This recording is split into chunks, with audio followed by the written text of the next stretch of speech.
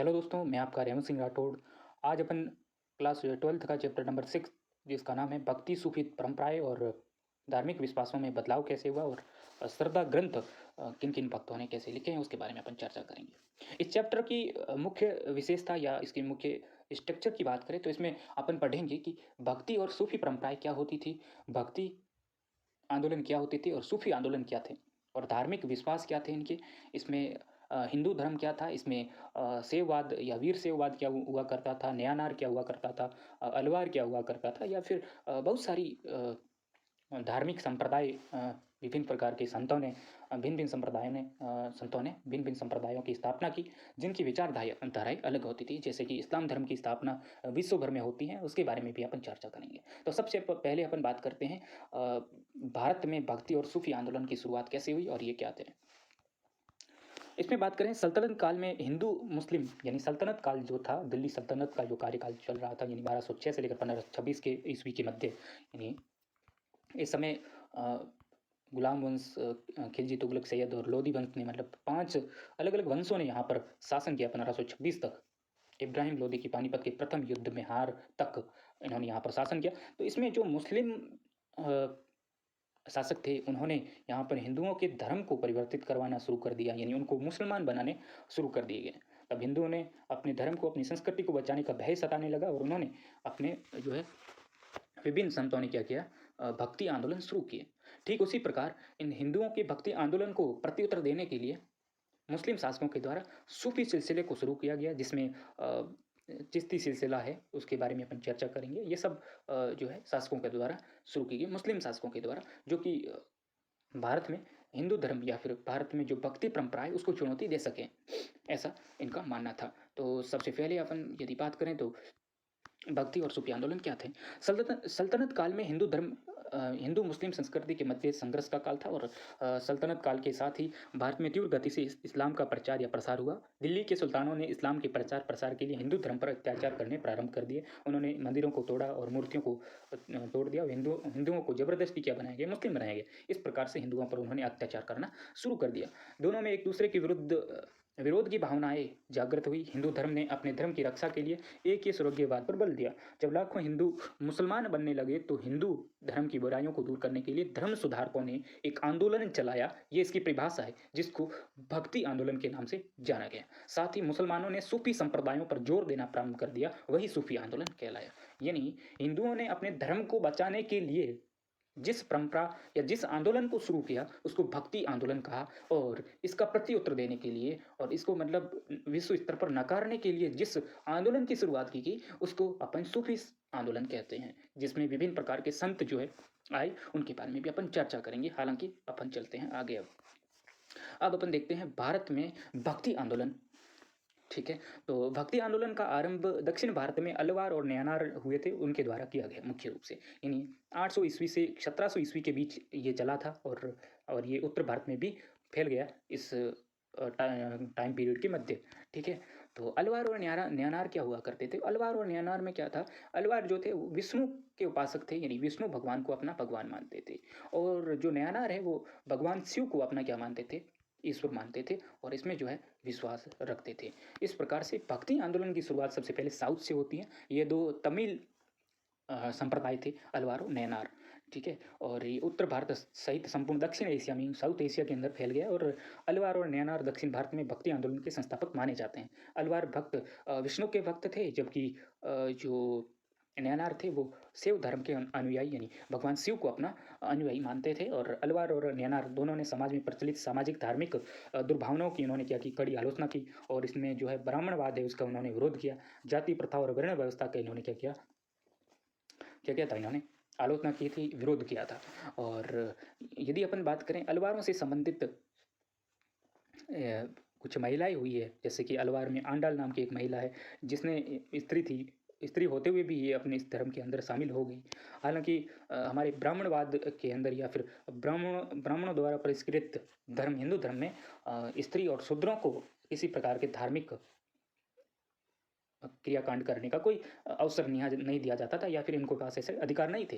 हालांकि अलवार और न्यानार जो संप्रदाय आए, इन्होंने स्त्रियों को विशेष रूप से महत्व दिया और स्त्री पूजा पर उन्होंने जोर दिया, यानी देवी को पूजा गया, या फिर मतलब स्त्री को देवी के रूप में माना गया। ठीक है, और इन अलवार और न्यानारों को जो है आगे चलकर चोल, पल्लव और चालुक्यों ने क्या किया, शरण दी और इन पंथों का संरक्षण भी किया।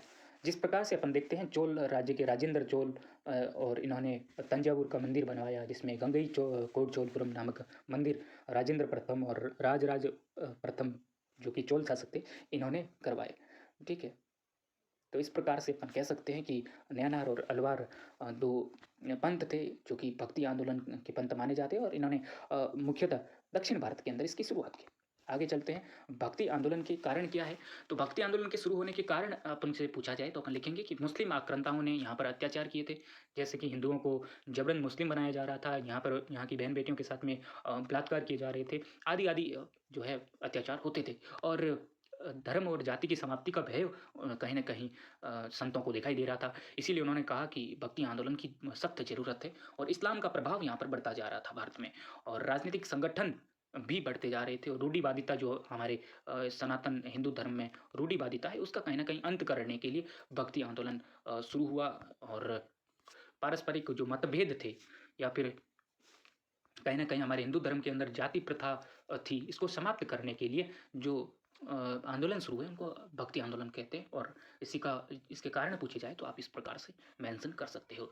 उसके बाद में अपन बात करें भक्ति आंदोलन की विशेषता क्या है, आपसे इसकी जो है विशेषता पूछी जाए तो भक्ति आंदोलन वाले जो थे, जो संत थे, या फिर इनके जो भी विभिन्न प्रकार के पंथ हुए हैं, अलवार, न्यानार, वीरशैववाद, अनेक प्रकार के, ये एकेश्वरवाद में विश्वास रखते थे। यानी इनका मानना था कि ईश्वर एक है, और इन्होंने बाह्य आडंबरों का विरोध किया, इन्होंने सन्यासी का विरोध किया। यानी इन्होंने कहा कि क्या सन्यास लेकर एक व्यक्ति इस देश का भला कर सकता है, तो इन्होंने कहा ऐसा नहीं है, एक गृहस्थ व्यक्ति भी अपने जीवनीय मूल्यों का आंकलन कर सकता है। इन्होंने मानव सेवा पर बल दिया, इन्होंने वर्ण व्यवस्था पर का इन्होंने क्या क्या विरोध किया, यानी धर्म के आधार पर नहीं, कर्म के आधार पर जो है जो वर्ण व्यवस्था थी उसका भी इन्होंने क्या किया, विरोध किया, जिसमें शूद्रों को कहीं ना कहीं निम्न माना गया, इसीलिए इन्होंने इसका विरोध किया। और हिंदू मुस्लिम एकता पर इन्होंने बल दिया, और स्थानीय भाषाओं में इन्होंने उपदेश दिए, गुरु के महत्व में वृद्धि हुई, और साम्यवादी प्रकृति को दृढ़ किया, और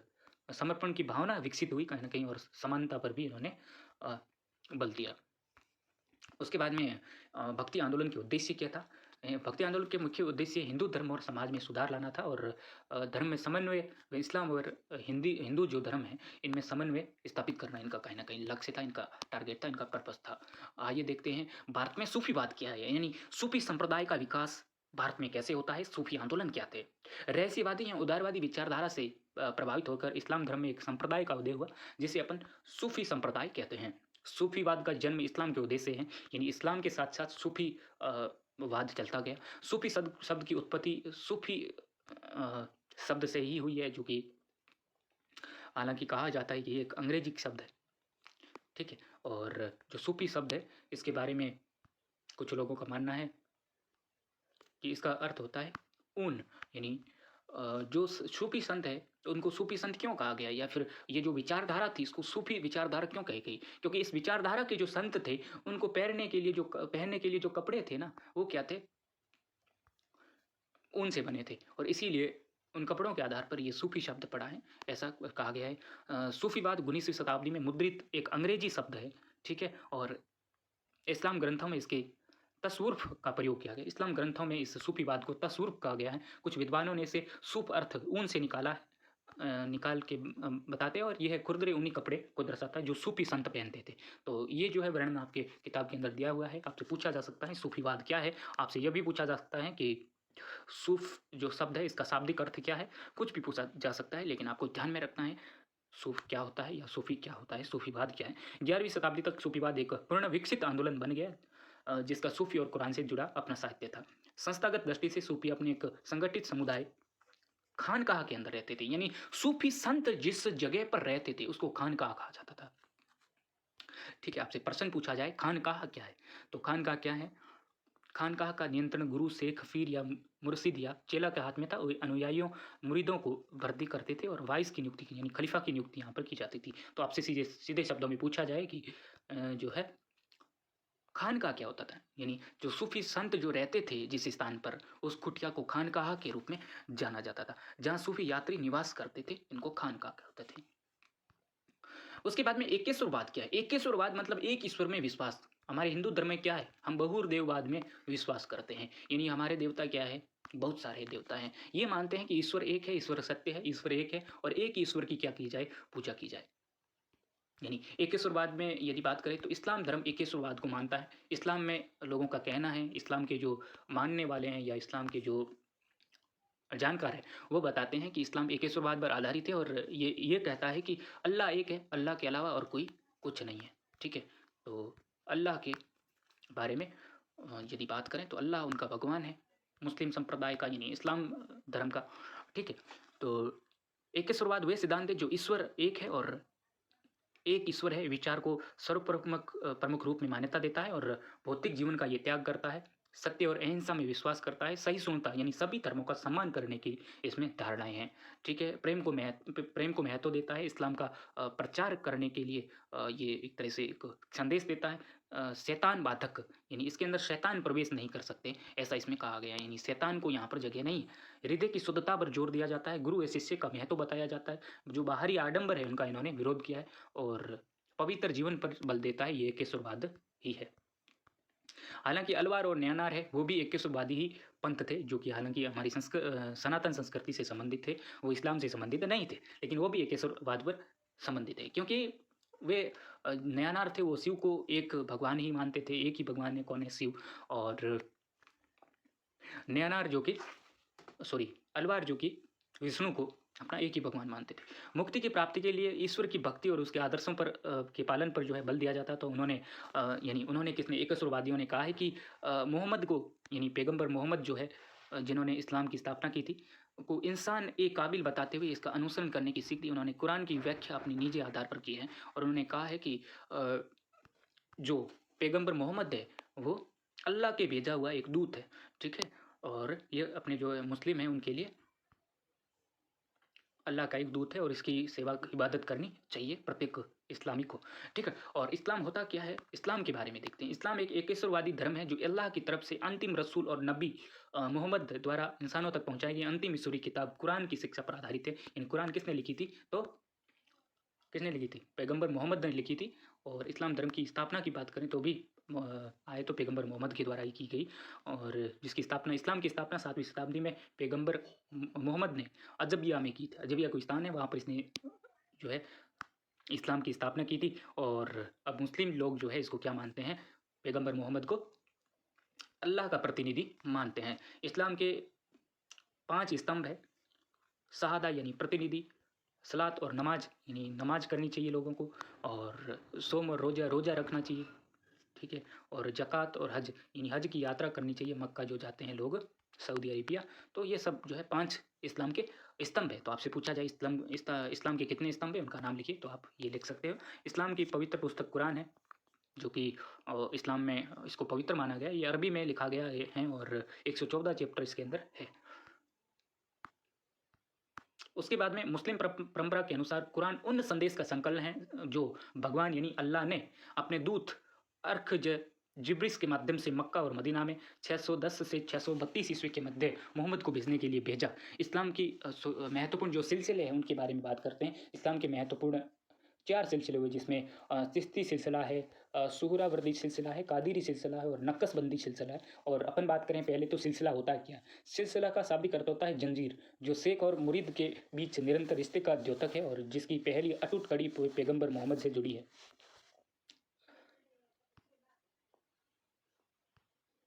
ठीक है, और आगे अपन बात करते हैं चिश्ती संप्रदाय की एक विशेषता ये है, अपन चर्चा करेंगे सूफी और राज्य के मध्य संबंध क्या थे। चिश्ती संप्रदाय की एक और विशेषता संयम और सादगी का जीवन था, जिनमें सस्ते से दूर रहने का बल दिया जाता था। सत्ताधारी विशिष्ट वर्ग अगर बिन मांगे अनुदान भेंट करते थे तो सूफी संत उसे अस्वीकार कर देते हैं। ठीक है, अस्वीकार कर देते थे। सुल्तान ने खानकाहों को मुक्त और भूमि अनुदान में दी और दान संबंधी न्यास स्थापित किया। सूफी संतों की धर्मनिष्ठा, विद्वता और लोगों द्वारा उनकी चमत्कारिक शक्ति ने विश्वास उनकी लोकप्रियता का कारण बनी। इस वजह से शासक भी उनका समर्थन हासिल करना चाहते थे। यानी जो सूफी संत है उन्हीं के अनुसार शासकों को बनाया जाता था। और जो काजी हुआ करता था, जो कि इस्लाम धर्म में जो एक तरह से संत हुआ करता था। और अपन भी देखते हैं जिस प्रकार से मोइनुद्दीन चिश्ती जो कि अजमेर में आए थे, एक संत जो कि चिश्ती सिलसिले से संबंधित थे, उन्होंने वहाँ पर भी जो है उनकी दरगाह में भी अकबर रोज़ जाता था, कई बार वहाँ जाता था और इबादत करता था। ठीक है, तो एक तरह से हिंदू धर्म में जिस प्रकार से गुरु को जितना महत्व दिया जाता है, उसी प्रकार इस्लाम में जो ये संत हुआ करते थे इनको महत्व दिया जाता था। प्रारंभिक भक्ति परंपराएं उसकी बात करें तो इतिहासकारों ने भक्ति परंपराओं को दो व्यापक श्रेणियों निर्गुण और सगुण में विभाजित किया है। और निर्गुण का मतलब होता है विशेषताओं के बिना, सगुण का मतलब होता है विशेषताओं के साथ। 6ठी शताब्दी में भक्ति आंदोलन का नेतृत्व अलवार जो कि विष्णु के भक्त, नयनार जो कि शिव के भक्त आदि ने किया। उन्होंने तमिल भक्ति गीत गाए और हर जगह की उन्होंने यात्रा की। अपनी यात्रा के दौरान अलवार और नयनारों ने कुछ धार्मिक स्थलों की पहचान की और बाद में इन स्थानों पर बड़े मंदिरों का निर्माण भी किया। इतिहासकारों ने सुझाव दिया कि अलवार और नयनारों ने जाति व्यवस्था के खिलाफ आंदोलन शुरू किया। अलवार द्वारा रचित नलियार द्वितीय प्रबंधन को तमिल वेद के रूप में देखा जाता है और ये 5वें वेद के रूप में इसको माना जाता है। ये कि एक तमिल साहित्य की एक रचना है, आपको ध्यान में रखना है, जो कि अलवारों के द्वारा लिखी गई है। तो इसका नाम है नलियार द्वितीय प्रबंधन। ठीक है, उसके बाद में अलवार और नयनारों ने स्त्री भक्ति में कैसे ये लिप्त थे उसके बारे में आपको बताना है। इस परंपरा की विशेषता, इसमें स्त्रियों को भी स्थान था। यानी अंडाल नाम की एक स्त्री थी और कराइकल नाम की एक स्त्री थी। इन महिला भक्तों ने भक्ति संगीत की रचना की जिसने पितृसत्तात्मक मानदंडों को क्या दी, चुनौती दी। यानी स्त्रियों के साथ भी समानता का व्यवहार इसमें किया जाता था। अंडाल जो कि एक अलवार पंथ से संबंधित थी, जबकि कराइकल जो थी वो नयनार पंथ से संबंधित स्त्री थी। इन्होंने भक्ति संगीतों की जो है रचना की और पितृसत्तात्मक जो समाज है उस पर इन्होंने एक कुठाराघात किया। उसके बाद में अपन बात करें, कर्नाटक में वीर शैववाद की शुरुआत बसपन्ना नाम के एक संत है वो करते हैं और इन्होंने लिंगायत समुदाय की जो है स्थापना की थी। ठीक है, कर्नाटक में 12वीं सदी में बसपन्ना नाम के एक ब्राह्मण के नेतृत्व में एक नया आंदोलन उभरा। उनके अनुयायियों को वीर शैव यानी शिव के नायक या शिव के वीर या लिंगायत लिंग के वस्त्र के रूप में जाना जाता है। यह है शिव की पूजा लिंग के रूप में करते हैं। इस क्षेत्र में लिंगायत आज भी महत्वपूर्ण समुदाय बने हुए। लिंगायत ऐसे मानते हैं कि भक्त मृत्यु के बाद शिव में लीन हो जाएगा और इस संसार में दोबारा नहीं आएगा। यानी वे पुनर्जन्म को नहीं मानते। लिंगायतों ने पुनर्जन्म को नहीं माना। लिंगायतों ने जाति प्रथा का विरोध किया। उन्होंने ब्राह्मणीय सामाजिक व्यवस्था में जिनके साथ भेदभाव होता था वे लिंगायतों के अनुयायी हो गए। यानी जिनके साथ ब्राह्मणों ने भेदभाव किया था वो लिंगायत समुदाय से जुड़ते गए। लिंगायतों ने वैश्विक विवाह और विधवा पुनर्विवाह आदि को मान्यता दी। हालांकि ब्राह्मणों ने ऐसा नहीं किया, यानी हमारी जो हिंदू सनातन संस्कृति में ऐसा नहीं किया। लिंगायतों ने जाति, प्रदूषण, पुनर्जन्म के सिद्धांत आदि के विचार को चुनौती दी।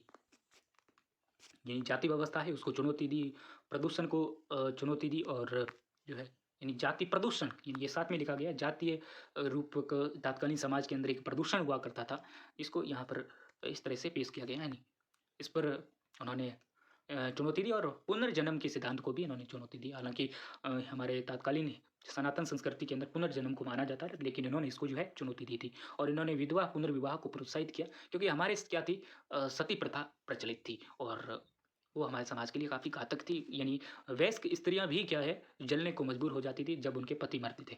तो वीर शैव परंपरा की हमारी समझ कन्नड़ वचनों यानी शाब्दिक रूप से ली गई है और जो आंदोलन में शामिल हुई महिलाओं और पुरुषों द्वारा बनाई गई परंपरा है।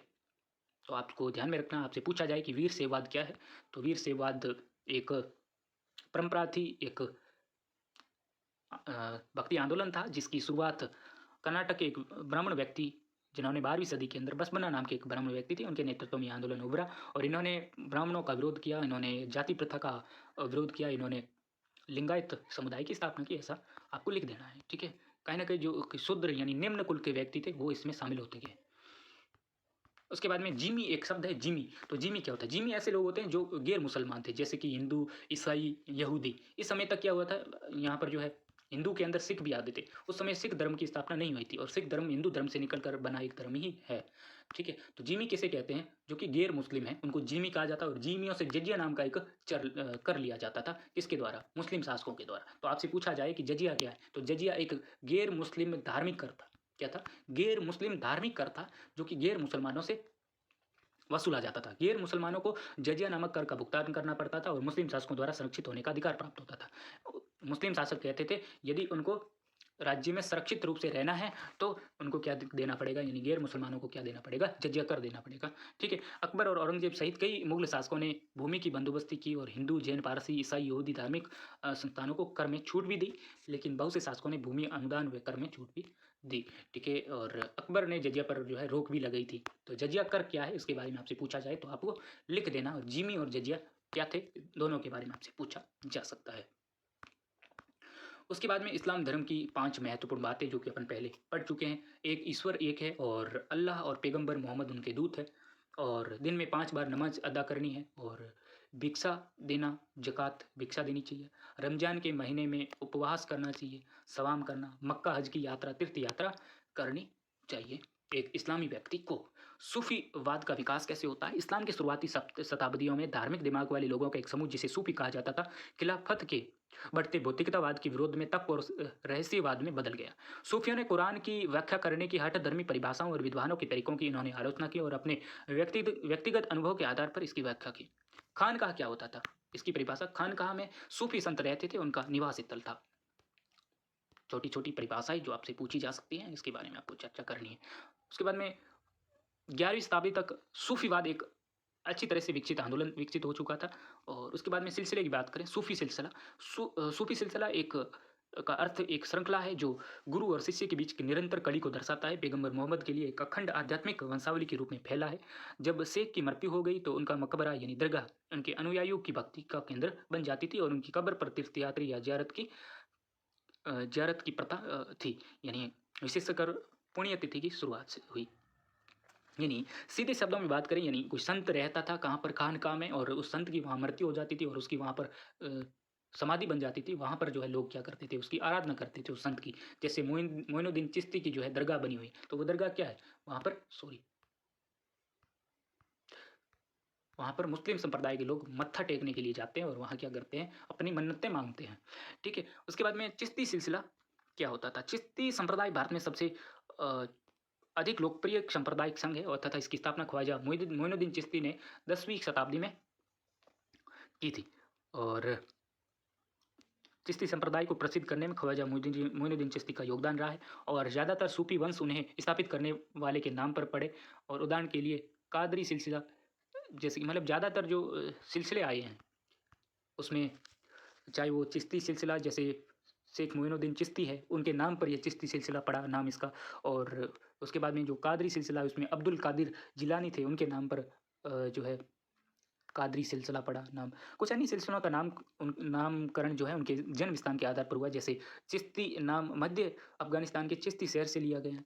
और ये इस प्रकार से अपन सिलसिलों की बात कर सकते हैं जो कि इस्लाम धर्म में मुख्य रूप से हुई है। चिश्ती उपासना, जियारत और कवाली, ये कुछ परिभाषाएं हैं। जियारत क्या होता है? जियारत का अर्थ है सूफी संतों की कब्रों की तीर्थ यात्रा करना। इसका मुख्य उद्देश्य सूफी से आध्यात्मिक अनुग्रह प्राप्त करना और संगीत नृत्य जियारत का एक महत्वपूर्ण हिस्सा है। सूफियों का मानना था कि संगीत और नृत्य मानव हृदय में दिव्य परमानंद पैदा करते हैं और सूफीवाद के धार्मिक आयोजनों को शाम के नाम से जाना जाता है, ये भी ध्यान में रखना है। उसके बाद में कवाली क्या होता है? कवाली एक अरबी शब्द है जिसका अर्थ होता है कहना। ये कवालों के खुलने या बंद होने के समय गाया जाता है। बेसारिया, बेसारिया क्या होता है? सारिया की अवहेलना करने के कारण उसे बेसारिया कहा जाता है, यानी बेदहमी या फिर जो है।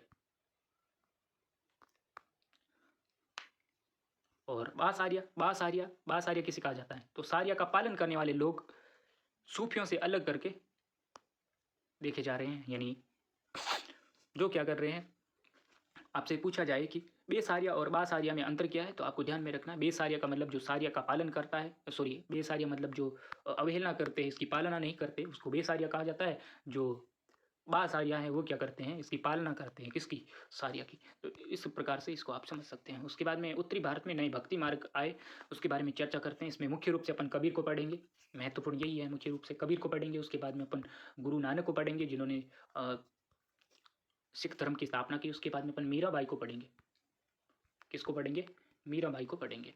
ये मुख्य रूप से उत्तर भारत के अंदर भक्ति मार्ग के प्रमुख संत थे, जिसमें अपन कबीर जी की बात करें, इन्होंने 14वीं से 15वीं सदी के मध्य एक कवि, एक संत थे। कबीर के छंदों को 3 अलग-अलग जो है परंपराओं में संकलित किया गया। और कबीर बीजक उत्तर प्रदेश में कबीर पंथ द्वारा संरक्षित है। बीजक इनकी जो है रचनाएं थी, जो जिसमें संकलित की गई, उसको बीजक कहा गया। कबीर ग्रंथावली राजस्थान में दूधापन से जुड़ी हुई है। ग्रंथावली जो है वो राजस्थान के दूधापन से जुड़ी हुई है। उनके कई छंद जो है वो ग्रंथ साहिबा से जुड़े, यानी 3 प्रकार से इनके परंपराओं को संकलित किया गया है। किसके? कबीर जी के। कबीर ने परम वास्तविकता को अल्लाह, खुदा, हजरत और पीर बताए। उन्होंने वैदिक परंपराओं से भी शब्दों का इस्तेमाल किया, जैसे अलख, निराकार, ब्राह्मण, आत्मा। ठीक है। कबीर ने कभी सभी प्रकार के जो दर्शन अर्थात वैदिक परंपराओं, योगिक परंपराओं और इस्लामी विचारों को स्वीकार किया। उसने कबीर जी ने जो है सभी प्रकार की विचारधाराएं, चाहे वो हिंदू धर्म से हो, चाहे मुस्लिम धर्म से हो, वो सब इन्होंने स्वीकार की और अपने बीजक नाम के ग्रंथ में जो है, या बीजक नाम के जो संकलन है उसके अंदर उसको संकलित किया। कबीर के विचारों ने संभवतः संवाद और बहस के माध्यम से क्रिटिलाइज किया। उसके बाद में गुरु नानक की बात करें। गुरु नानक के संदेशों को उनके भजन और उपदेशों में परोया जाता है, जहाँ उन्होंने निर्गुण भक्ति के रूप में